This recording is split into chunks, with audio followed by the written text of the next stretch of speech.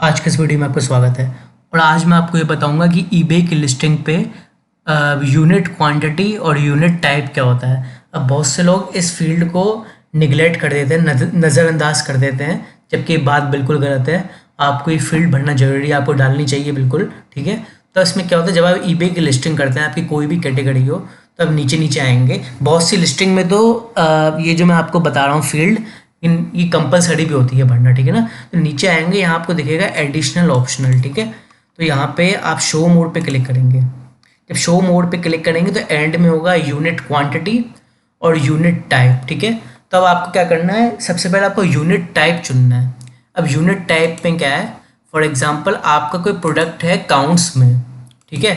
Counts में for example ये shoes की लिस्टिंग है, तो उसमें हम यूनिट टाइप में सेलेक्ट करेंगे यूनिट, और इसमें यूनिट क्वांटिटी में 1, मतलब कि एक शूज़ भेजेंगे हम पैकेज में, ठीक है।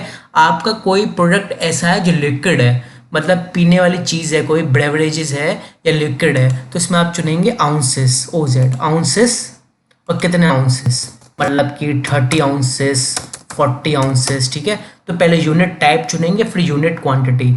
अब यही है, आपका कोई कारपेट वगैरह है या कोई आप फैब्रिक बेच रहे हैं, कपड़ा बेच रहे हैं, तो आप फीट्स में चुनेंगे। तो अब कितने फीट है ये आप डाल सकते हैं अपने हिसाब से, ठीक है।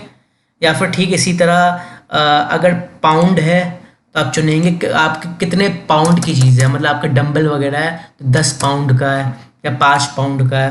तो अपने हिसाब से आप पहले अपना यूनिट टाइप चुनेंगे, फिर यूनिट क्वांटिटी चुनेंगे, ठीक है। तो आज के इस वीडियो में इतना ही था। Thank you.